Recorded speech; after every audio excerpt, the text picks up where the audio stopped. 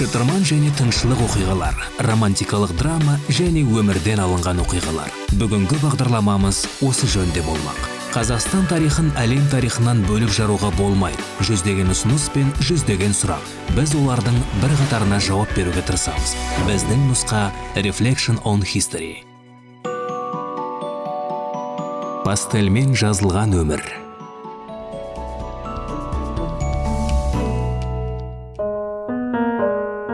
Кешкісін майшамның әлсіз жарығымен артта қалған тағы бір күннің оқиғаларын жазып жатты. Әбілқайырдың қабылдауында болуы, қымыз, ұсақ туралған ет, әйелдер мен еуропалық би туралы ашық әңгіме. Бұған өзге тілде кедергі болмады. Кешкі астың басты сыйлығы жақсы дайындалған импровизация сәтті шықты.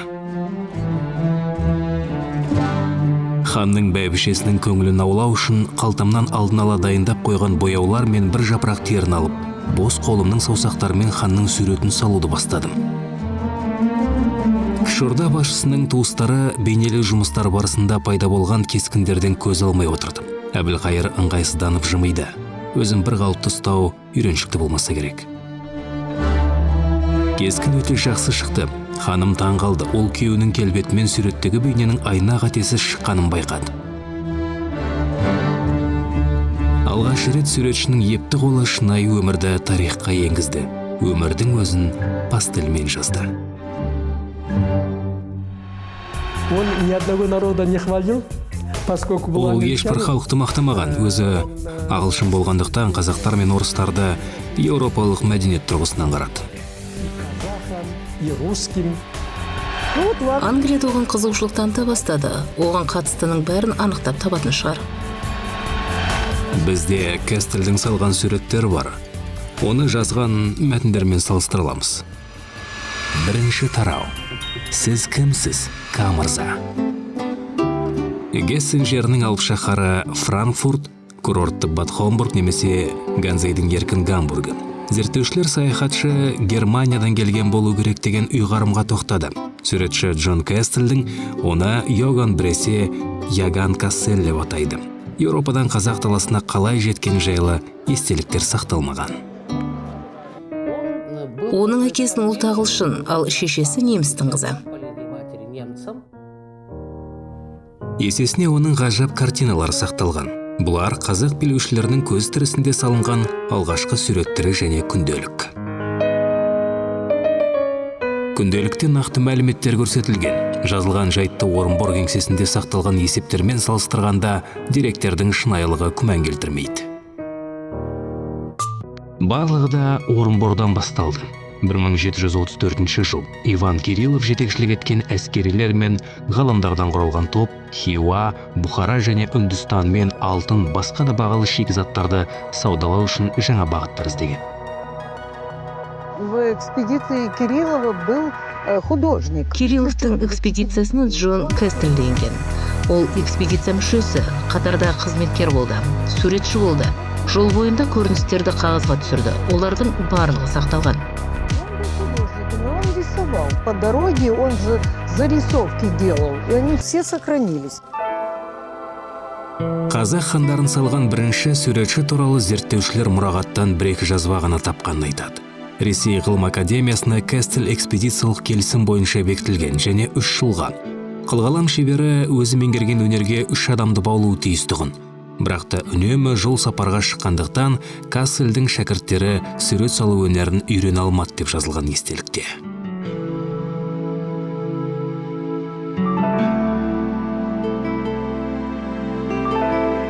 Ол жайлы дерек аз, өзі тұйық адам болатын. Джон Кестель Әбілқайыр ордасына экспедиция басталғаннан кейін 2 жылдан соң өз қалауы бойынша барған. Саяхатшы мұндай қадамға мақтаншақтықпен емес, немесе жеке пайдасын ойлап емес, еліктеуге ынталандыру үшін барғанын айтқан. Мұның басқа да нұсқасы бар. Жалпы ол былайша айтқанда өз мамандығы бойынша барған жоқ. Ол негізінен британдық сауда компанияларының мүддесін ойлап, қазақ даласында сауда саттықтың, сонымен қатар дипломатиялық коммуникацияның даму деңгейін байқау үшін барған. Существование и развитие торговых, дипломатических коммуникаций по казахским степям.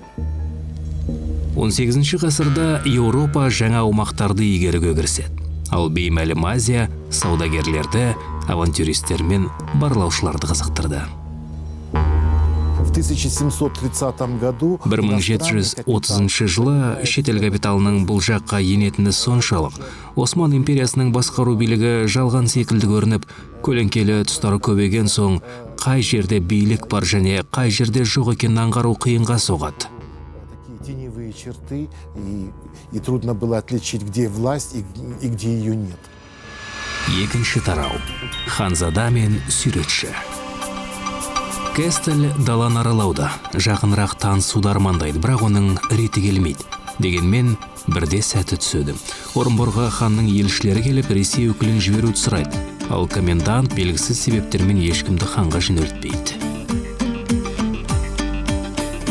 Мы сейчас около такого знака, важного для города, где... Біз қазір қала үшін маңызды белгі саналатын Орынбор 1743 жылы құрылған деген жазу бар жерде тұрмыз. Бұл оның 3-ші орны. Дәл айтқандай Орынбор 3 рет ұрықтанып, 1 рет туған қала. Бірінші Орынбор бүгінгі Орыс қаласы тұрған жерде 1734 жылы Анна Ивановнаның жарлығымен қаланды. Екінші рет 35 жылы жарлықпен Оралдан төменірек Қызылту шатқалында құрылды. Там, где теперь Орск находится, по указу Анны Иоанновны. Второй, в 1935 году, урочище Красная гора, это вниз по Уралу. Әбілқайырдың баласы Ералы мен суретші Кестель дәл осы екінші Орынборда танысты. Немістегіне тартып қазымы рұқыпты болған суретші қалайда хан мұрагерінің қолдауына ие болуға тырысып бағады. Мен Орынборда болған 1 жылдай уақыт ішінде көптеген сыйлықтар мен қызметтердің арқасында Ералы Сұлтанмен достасып, сондай-ақ оған міндет жүктеп үлгердім. Маусымның 14-інде мен оны уәкілдерімен және нөкерлермен қоса шақырдым. Мен барынша олардың көңілінен шығуға тырыстым. Сондықтан маған да сенім артып ризашылығын білдірді. Кестель солар арқылы 40 мың наразы қазақтың башқұр бүлікшілермен бірге көтеріліске дайындалып жатқанын білді. Ел ішінде қалада ешкімнің қалмаған туралы қауесет тарап, ханға жағдайдың басқаша екенін дәлелдеу керек болды. Сондықтан саяхатшы үлкен бақытсыздықтың алдын алуға міндетті екенін сезінді. Ресейлік өлшеммен алып қарасақ, хан дегеніміз монарх. Оны еуропалық монархпен салыстыруға болады. Ал қазақ даласында өзара қарым-қатынас, субординация сақтау анағұрлым күрделі болатын. Егер Әбілқайыр хан болса, оған барлығы бас еді, айтқандарын түгел орындайды деген сөз емес. Для того, чтобы понять Әбілқайырды түсіну үшін 18 ғасырдың басында Орталық Азияда қалыптасқан геосаяси жағдайға үңілу қажет. на геополитическую ситуацию, которая складывалась в Центральной Азии в первой четверти XVIII века. Кестель елшілер мен Ералы Сұлтанға өз жоспарын ұсынды. Ол ордаға бара жатып мән-жайды статтық кеңесшіге баяндау үшін жолдан Кирилловқа соғады. Ханның мұрагері жоспарды тезірек жүзеге асыру үшін қамал комендантын Кестельді біршама уақытқа босатуды өтінеді. Суретші әкесінің бейнесін қағазға түсірсе, қайғысы жеңілірек болады деп сендіреді. Ханның мұрагері ол кезде тіпті бозбала болатын. Жас шамасы шамамен 15-те болса керек.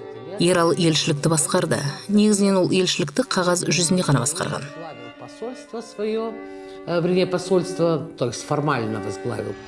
Үшінші тарау. Тірі тарихтың портреті.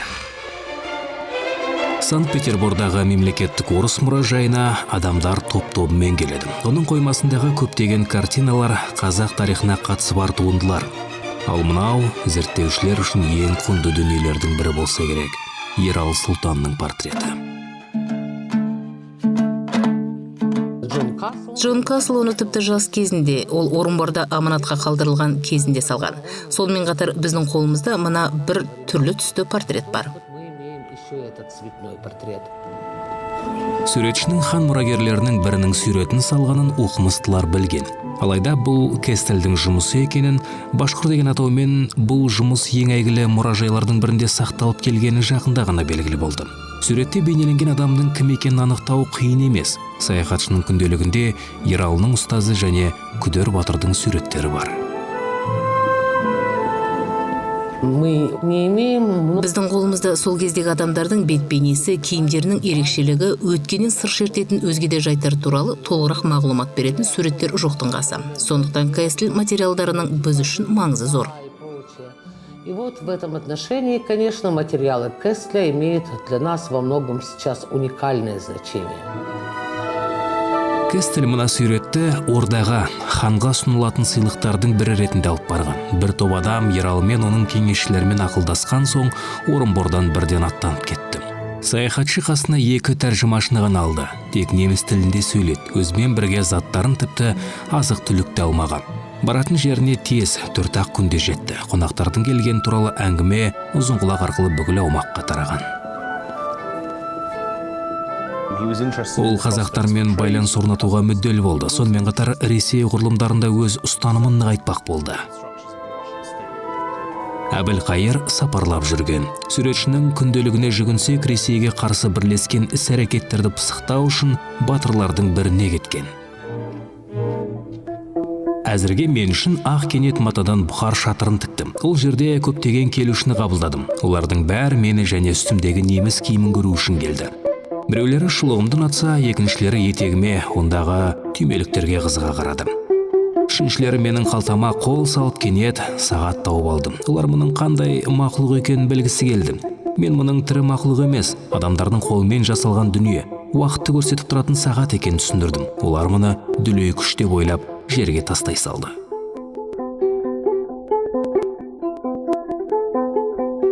Тағы бір қызықты оқиға, қонақтардың әуестігінен қажыған Кэстл шашын ұстап қалады.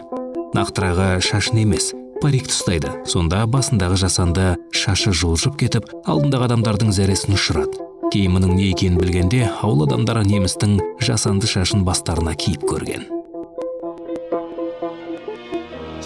Саяхатшының осы жазбалары біз үшін несімен қызықты, несімен маңызды. Ең бастысы бұл қазақтардың өмірі мен олардың тұрмысын зерттеуге мүмкіндік береді. Кэстлдің деректері көптеген қызықты жайтты тіркеген. Бұл жерде қауым бастықтарының сапардың сәттілігін білу үшін жасаған рәсімдері көрсетілген. Суретші қағазға түсіріп осынау сиқырға толы рәсім туралы баяндады. Күнделікте жебеге қарап бал ашу және қол беріп амандасу дәстүріне арналған суреттер де бар. Саяхатшы жазбаларында асқа қатысты мәліметтер де көп. Ол таң қалды. Қазақтарға тістің қажеті қанша деді. Етті ұсақтап тұрып, дәмді тағамды оның аузына салды. Қандай жақсы, мұндайда тістің де қажет жоқ екен депті. Күнделіктің басты және маңызды беттері Кэстлдің Әбілқайырмен кездесуіне арналған. Аудиенцияға қатысты бірнеше сурет те бар. 2 суретте саяхатшы өзін салыпты, еуропалық киімдегі көмескіленген мүсін. Киіз үйге кіргенімде, хан маған бүгін кешке көңілді болуым керек екен. Сол үшін шақырған емеуріммен таныттым. Ол мені дастарханға шақырып қымыз ұсынды. Ал мен өз кезегімде арнайы алып келген сыйларымды Орынборда жүрген Ералы Сұлтанның портретін тапсырдым. Анасы портреттен көз алмады, баласының суретін мейіріммен сүйіп, айналып толғанды. Эпилог. Түрлі түсті кейіппен оралу. Әбілқайыр мен оның баласының бұрын ақ-қара түспен салынған суреттері жаңа түспен басқаша мағынаға ие болды. Бопай ханымды түп нұсқадан аумай қалғандығымен таң қалдырған ханның портреті де жақында ғана Третьяков галереясының сақтау орнынан табылды. 1784 жылғы қол жазба 2 ғасырдан астам уақыт шаң басып жұрт назарына ілінбеген екен.